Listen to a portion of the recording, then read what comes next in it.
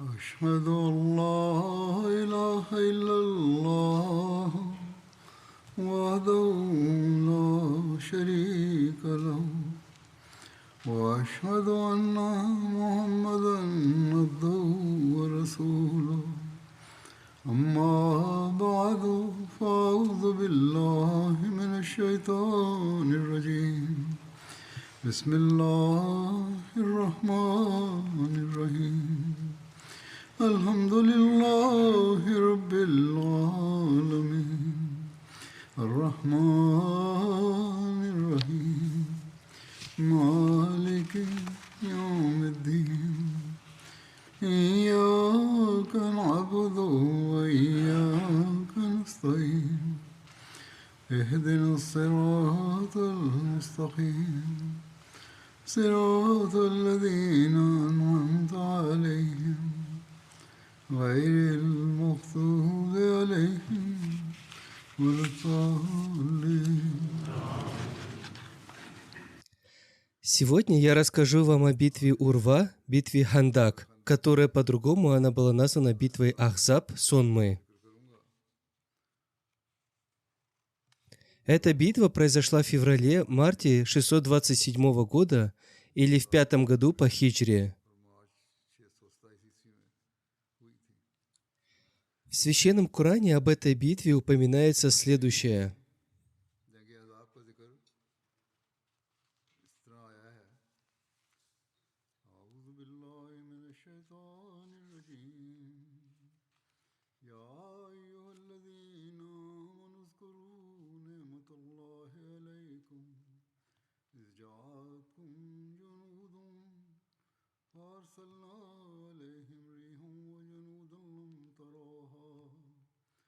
وكان الله بما تعملون بصيرا إذ جاءوكم من فوقكم ومن أسفل منكم وإذ زاغت الأبصار وبلغت القلوب الحناجر وتظنون بالله الظنونا هنالك ابتلي المؤمنون وزلزلوا زلزالا شديدا وإذ يقول المنافقون والذين في قلوبهم مرض ما وعدنا الله ورسوله إلا غرورا وإذ قالت طائفة منهم يا أهل يثرب لا مقام لكم فارجعوا ويستأذن فريق منهم النبي يقولون إن بيوتنا عورة وما هي بعورة إن يريدون إلا فرارا ولو دخلت عليهم من أقطارها ثم سئلوا الفتنة لأتوها وما تلبسوا بها إلا يسيرا ولقد كانوا عهدوا الله من قبل لا يولون الأدبار وكان عهد الله مسؤولا قل لن ينفعكم الفرار إن فررتم من الموت أو القتل وإذا لا تمتعون إلا قليلا قل من ذا الذي يعصمكم من الله إن أراد بكم سوءا وأراد بكم رحمة ولا يجدون لهم من دون الله وليا ولا نصيرا قد يعلم الله الموفقين منكم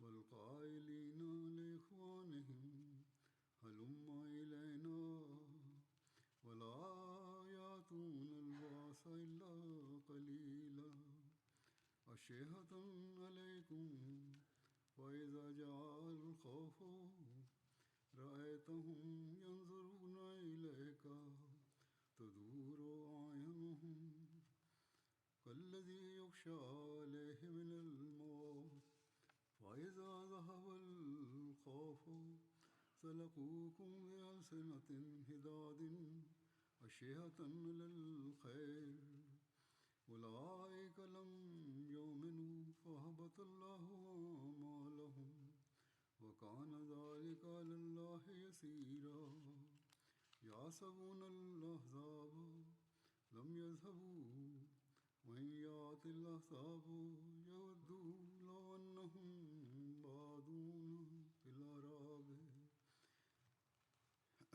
بادون في الأعراب يسألون عن أنبائكم ولو كانوا فيكم ما قاتلوا إلا قليلا لقد كان لكم في رسول الله أسوة حسنة لمن كان يرجو الله واليوم الآخر وذكر الله كثيرا ولما رأى المؤمنون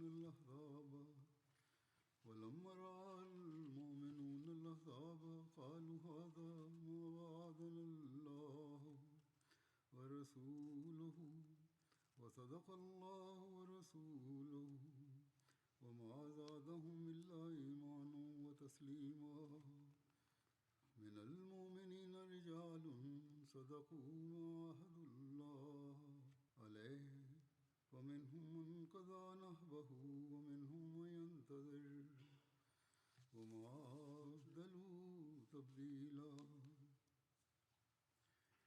ليجزي الله الصادقين بصدقهم ويعذب المنافقين إن شاء ويتوب عليهم إن الله كان غفورا رحيما ورد الله الذين كفروا بغيظهم لم ينالوا خيرا وكفى الله المؤمنين القتال وكان الله قويا عزيزا. О вы, те, которые уверовали, вспомните милость Аллаха к вам, когда пришли к вам войска, и мы послали на них ветер, и те войска, которых вы не видели. И Аллах, то, что вы делаете, видящий. Когда пришли они к вам и сверху вас, и снизу вас, и когда помутились взоры, и сердца дошли до гортани, и вы стали думать об Аллахе разные думы, там испытаны были верующие, и потрясены они были потрясением сильным. И когда говорили лицемеры, и те, в сердцах которых недуг, не обещал нам Аллах и посланник Его ничего, кроме обмана. И когда сказала одна группа из них: «О, жители Ясриба, не место оставаться вам здесь, возвращайтесь же!» А другой отряд из них начал просить пророка, говоря: «Воистину, дома наши не защищены». Хотя не были они не защищены, они только хотели бежать. И если бы пошли на них со всех сторон его поселения, и потом им было бы предложено сеять смуту, непременно пришли бы они к этому, и не замедлили бы они в этом, разве что ненадолго. А ведь воистину заключили они уже завет с Аллахом раньше, что не будут они поворачивать спины. И завет с Аллахом будет спрошен. Скажи, никак не поможет вам бегство, если вы бежите от смерти или от убиения, и тогда не будет дано вам пользоваться мирскими благами, разве что недолго. Скажи, кто тот, который защитит вас от Аллаха, если Он пожелает вам зла или пожелает Он вам милосердия? И не найдут они для себя помимо Аллаха ни покровителя, ни помощника. Знает уже Аллах удерживающих из вас от сражения и говорящих братьям своим: «Идите к нам», и не приходят они сражаться, разве что немного, будучи скупыми на помощь для вас. А когда приходит страх, ты видишь их, как они смотрят на тебя, глаза их закатываются, словно у того, кто падает в обморок при смерти. А когда проходит страх, они уязвляют вас острыми языками, будучи скупыми на доброе. Это те, которые не уверовали, и Аллах сделал тщетными дела их, и легко это для Аллаха. Они думают, что сонмы неверных не ушли. И если придут снова сонмы неверных, то захотят они, о, если бы были они кочевниками среди арабов, расспрашивая о новостях о вас, и если бы они были среди вас, то не сражались бы они, разве лишь немного. Воистину, есть для вас в посланнике Аллаха прекрасный пример для того, кто надеется на Аллаха и последний день и много поминает Аллаха. И когда верующие увидели сонмы неверных, они сказали: «Это то, что обещал нам Аллах и посланник Его». И сказали правду Аллах и посланник Его, и не приумножило это их ни в чем, кроме как в вере и покорности. Среди верующих есть мужи, которые оправдали то, в чем заключили они завет с Аллахом. И среди них тот, кто уже исполнил обет свой, и из них тот, кто еще ожидает, и не изменили они завету никаким изменением. Для того, чтобы воздал Аллах правдивым за правду их и наказал лицемеров, если угодно Ему, или обратился Он к ним, приняв покаяние их. Воистину Аллах всепрощающий, милосердный. И возвратил Аллах тех, которые не уверовали, с гневом их, не получили они добра. И достаточно в сражении для верующих Аллаха, и Аллах всесильный, всемогущий. Это перевод аятов Священного Корана. Сейчас я расскажу, почему эта битва была названа битвой Урва, битвой Хандак.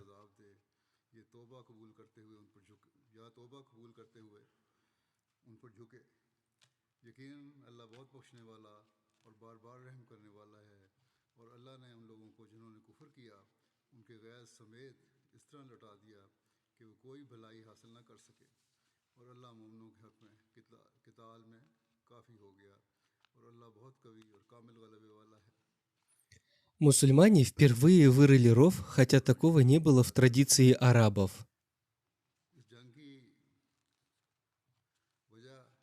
Они вырыли ров в целях оборонительной войны. Эта битва также была названа как битва Ахзаб Сонмы. Это название было дано Священным Кораном. Слово «Ахзаб» — множественное число слова «хизб», что означает партию или группу. Поскольку в этой битве разные группы и партии арабов объединились для нападения на мусульман, поэтому эта битва была названа Ахзаб Сонмы. Подробно об этом упоминается следующее. Иудейское племя Бану Назир в 4 году по хиджре в месяц Рабиуль-Авваль было изгнано из Медины по причине нарушения своего обещания, поднятия смуты и заговора с целью убийства посланника Аллаха, мир ему и благословения Аллаха. Наказание этого мятежного племени, которое нарушило свои обещания, должно было быть гораздо суровее. Тем не менее, по их просьбе посланник Аллаха, мир ему и благословения Аллаха, проявив к ним свою милость и прощение, просто изгнал их из Медины. Это племя, взяв с собой все свое имущество, переселилось в Хайбар, который находится недалеко от Медины. Спустя всего 4 месяца иудеи, которые забыли о проявленной к ним милости, имея заговорщический характер, составили страшный план против ислама и посланника Аллаха, мир ему и благословения Аллаха. Согласно этому плану, мусульмане должны были быть полностью уничтожены. Согласно этому плану, Ходжай бин Ахтаб, вождь племени Бану Назир, который по причине своей гордости, высокомерия, ненависти и рвения против ислама заслуживал того, чтобы быть названным Абу Джахлом иудеев, вместе со своими сотоварищами отправился в Мекку. Там он встретился с Абу Суфьяном и другими лидерами курейшитов. Он заверил курейшитов в том, что они с ними. Он сказал им: «Мы имеем решимость стереть имя и даже следы Мухаммада и его сподвижников. Мы пришли к вам с целью собраться вместе и заключить договор против Мухаммада и его сподвижников». Что еще, кроме этого, было нужно для курейшитов-многобожников? У них уже были такие кровожадные амбиции, и они уже воевали с мусульманами в битве при Бадре и Ухуде. Однако они так и не смогли исполнить желание своего сердца. Их рана мести за Бадр и стыд за Ухуд вновь открылись. Абу Суфьян, поприветствовав вождей племени Бану Назир, сказал им: «Вы пришли к себе домой. Из всех людей для нас более любим тот, кто помогает нам против Мухаммада». После переговоров 50 курайшитов и всех этих иудеев, они, взявшись за края покрывала Каабы, поклялись в том, что они во всем будут поддерживать друг друга. Таким образом, все они объединились против посланника Аллаха Мухаммада, мир ему и благословение Аллаха, и они поклялись все вместе, упаси Аллах, уничтожить его.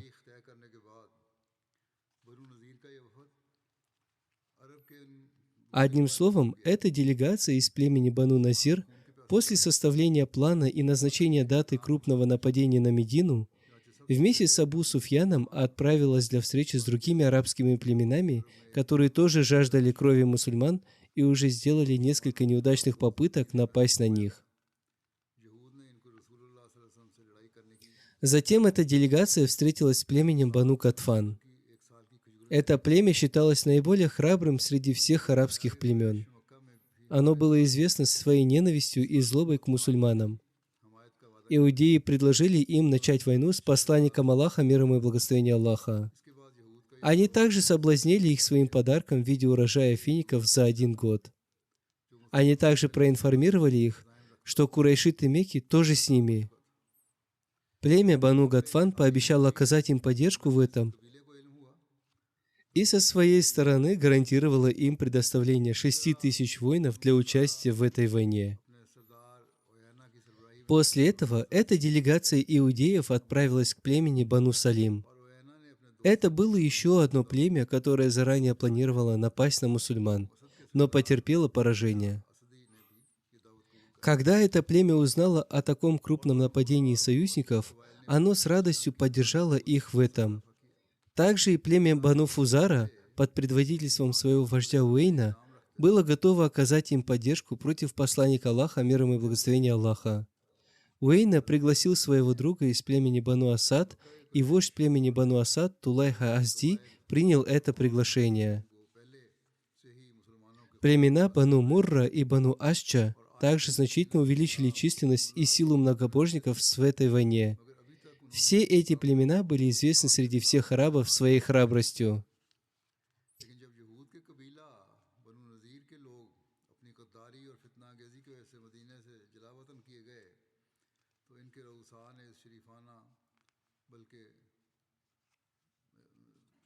Подробно описывая эти события, Хазрат Мирза Башир Ахмад в своей книге «Жизнеописание печати пророков» Сират Хатаман Набиин написал: «Хотя курайшиты, Мекки и племена Нечта, известные как Гатфан и Салим, уже жаждали мусульманской крови и вечно были заняты планами нападения на Медину, до сих пор они еще не собрали все свои силы на одном поле, чтобы противостоять исламу.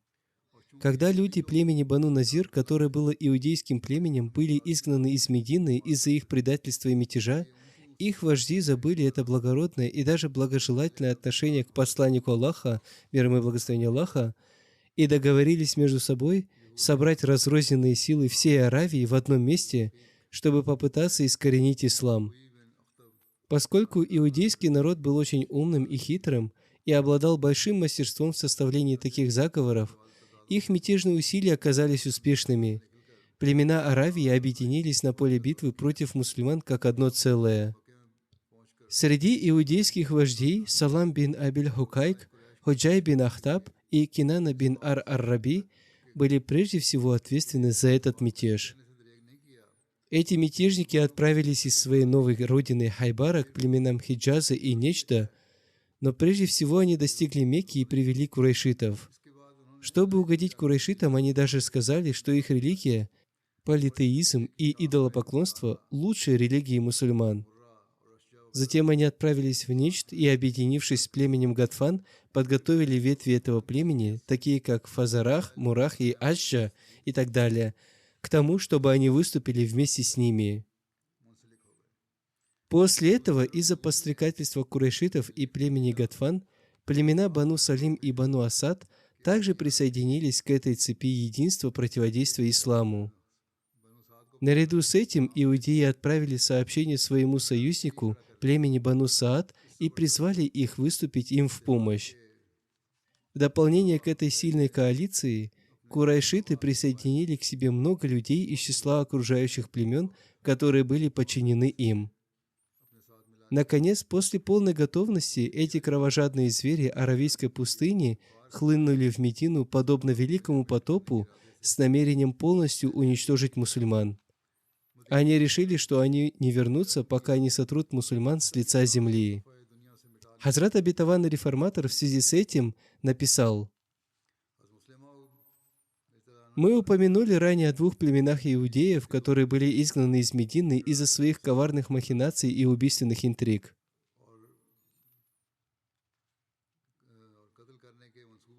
Бану Надир, одно из этих племен, частично удалилось в Сирию, частично в город Хайбар к северу от Медины. Хайбар был тогда хорошо укрепленным иудейским центром Аравии. Иудеи, перебравшиеся туда, принялись настраивать арабов против мусульман. Мекканцы уже были заклятыми врагами ислама, и не нужно было никаких свежих провокаций, чтобы возбудить их против мусульман. Племена Гатфан и Нечда, находясь в дружественных отношениях с мекканцами, также испытывала неприязнь к мусульманам. Иудеи, поселившиеся в Хайбаре, рассчитывали одновременно на курайшитов и племя Гатфан. Кроме того, они намеревались повернуть против мусульман племена Салим и Бану Асад. Они уговорили также племя Бану Саад, состоявшее в союзе с Меккой, соединиться с мекканцами в нападении на мусульман. После долгих интриг для нападения на Медину была создана конфедерация арабских племен. В нее входили мекканцы, племена, жившие на землях вокруг Мекки, племена Нечда и племена к северу от Медины. Отправление на войну курайшитов и других племен и их численность описывается следующим образом. Курайшиты выступили из Мекки в количестве 4000 человек, их возглавил Абу Суфьян. Халид бин Валид командовал конным войском. Они подняли свое знамя в Даруль-Надва, которое было местом совета курайшитов. Это знамя было в руках Усмана бин Талхи, который позднее принял ислам. В их войске было 300 лошадей и 1500 верблюдов. 700 человек из племени Бану Салим присоединились к курайшитам. Теперь их возглавил Суфьян бин Абду-Шамс. Племя Бану Асад выступило под предводительством Тулахи бин Хувайлида. 1000 человек из племени Бану Фузара выступили во главе Уэйна бин Хасана. Племя Бану Ашча выставило 400 человек во главе с Масудом бин Рухелем. Племя Бану Мурра также выставило 400 человек во главе с Харисом бин Ауф бин Мурра. Ранее уже было обещано 6000 человек от племени Бану Катфан. Кроме этого, наготове было более чем 2000 войско иудеев. Оно стояло за этим большим войском и было готово нанести заключительный удар. Таким образом, общая численность войска из этих разных племен составила не менее 10 000 человек и, по некоторым другим данным, около 24 000 человек. Все эти племена находились под предводительством Абу Суфьяна. Это войско было самым крупным за всю историю арабов.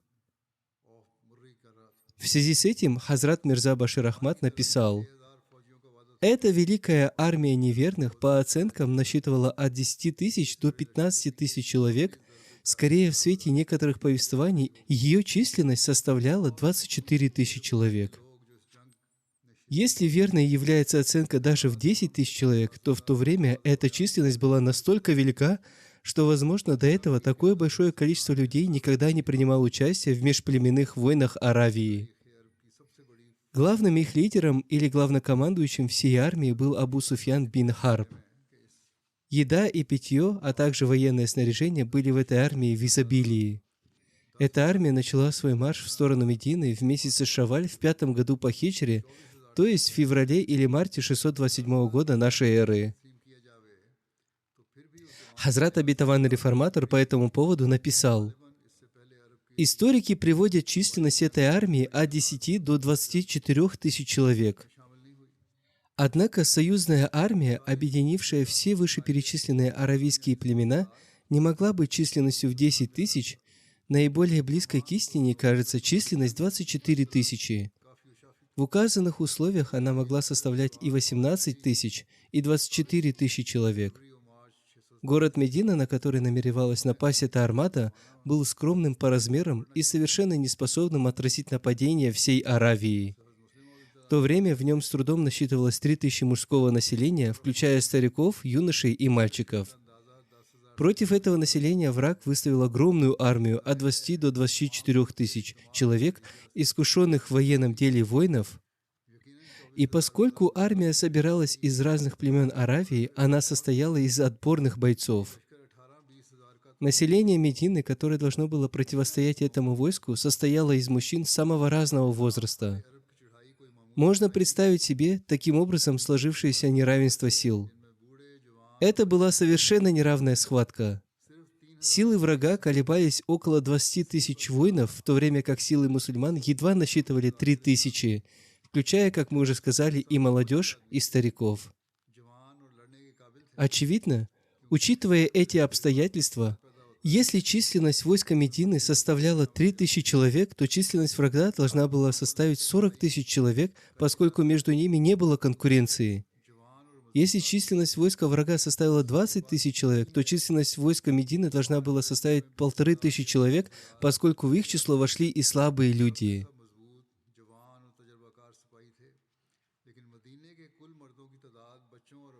Одним словом, неверные выступили вперед с намерением сражаться.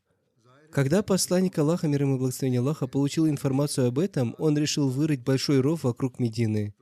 Подробно об этом написано следующее. Разведка посланника Аллаха, мир ему и благословение Аллаха, была в курсе всей этой ситуации. Весть об этом доходила до него со всех сторон. Когда весть о страшном плане курайшитов и иудеев достигла Медины, посланник Аллаха, мир ему и благословение Аллаха, собрал сподвижников и сообщил им о намерениях врага. Посланник Аллаха, мир ему и благословение Аллаха, советовался с ними, как будет лучше остаться внутри города или выступить на сражение с ними. Учитывая большую воинскую силу и численность врага, большинство выразило желание оставаться внутри Медины. В соответствии с хадисами был упомянут совет Хазрата Салмана Фарси вырыть большой ров. Обратившись к посланнику Аллаха, мир ему и благословение Аллаха, он сказал: «О посланник Аллаха! В Персии, когда мы опасались конных воинов, мы рыли перед ними ров». Хузур поясняет, то есть, когда они опасались вражеских конных воинов, они рыли перед ними ров, и противники не могли пересечь его. Этот совет понравился всем, и посланник Аллаха, мир ему и благословение Аллаха, принял решение держать оборону, находясь внутри Медины, и приказал вырыть ров.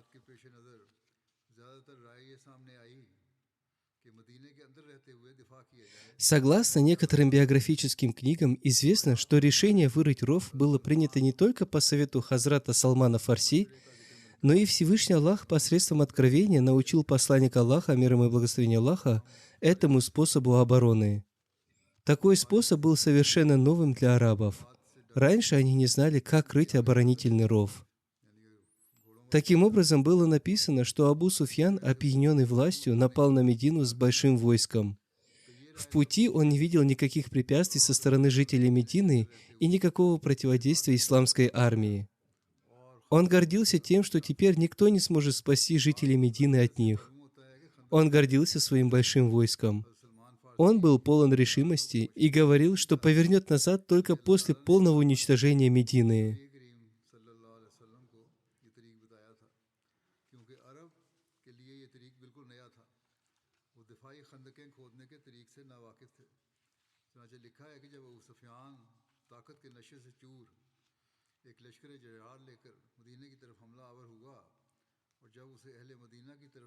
Не видя никаких препятствий и сопротивления на пути в Медину, его гордость и высокомерие росли. Однако, когда он приблизился к Медине и слез с лошади, он увидел перед собой вырытый ров длиной в 5 километров и глубиной 8 или 9 футов. Увидев это, он очень опечалился. Этот ров был настолько глубоким и широким, что пересечь его даже верхом на лошади было невозможно. Таким образом, когда эти люди не смогли пересечь этот ров, они со смешанными чувствами гнева, беспомощности, гордости и высокомерия посредством Абу Суфьяна написали письмо посланнику Аллаха, мир ему и благословение Аллаха. Абу Суфьян в этом письме написал: «Клянусь Латом, Уззой, Асафом, Наилей и Хубалом. Я прибыл сюда с целью стереть твое имя и имена твоих сподвижников с лица земли. Однако я вижу, что вы избегаете сражения с нами и вырыли вокруг себя ров. Увы, если бы я знал, то рассказал бы вам об этом способе.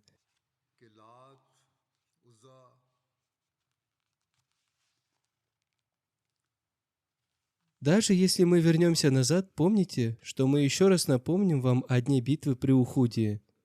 В этот день будут зарезаны даже все ваши женщины». Это письмо он отправил посланнику Аллаха, мир ему и благословение Аллаха. Посланник Аллаха, мир ему и благословение Аллаха, написал ему ответное письмо, в котором было написано: «Я получил твое письмо.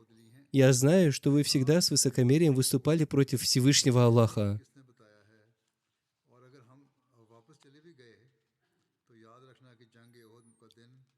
Ты упомянул в своем письме о нападении на Медину со своим большим войском.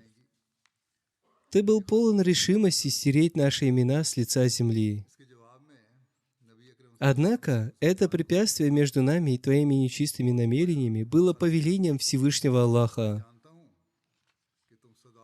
У вас не было возможности напасть на нас.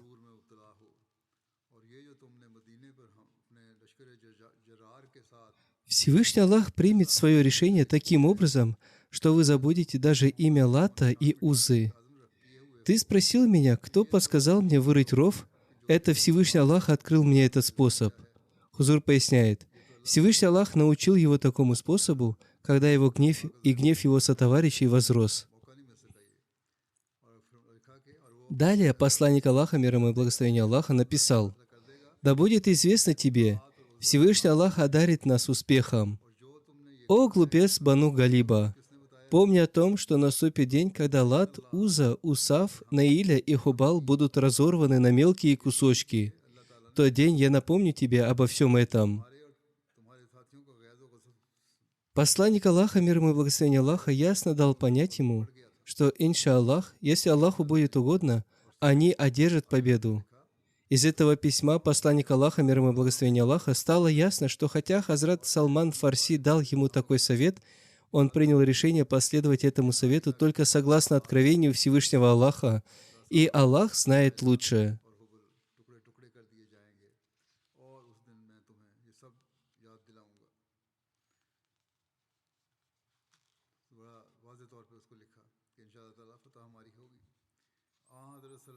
Одним словом, это было как его решением, так и откровением Всевышнего Аллаха.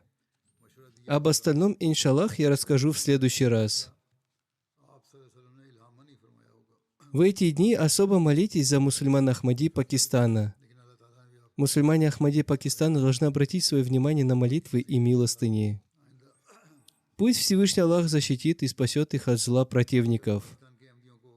Пусть Всевышний Аллах сделает так, чтобы зло и дерзость нечестивцев вернулось к ним самим. Молитесь за улучшение состояния всего этого мира в целом. Пусть Всевышний Аллах спасет этот мир от искушений и смут. Аминь.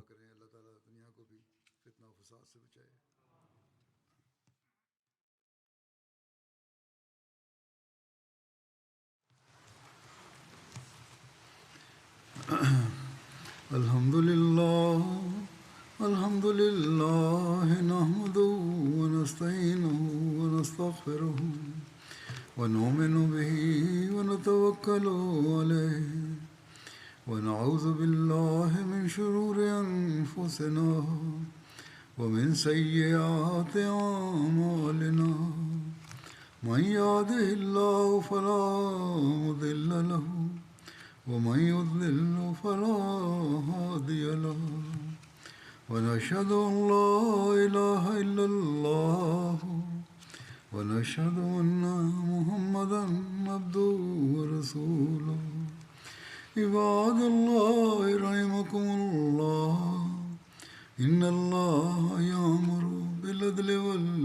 الرحمن وإيتاء ذي القربى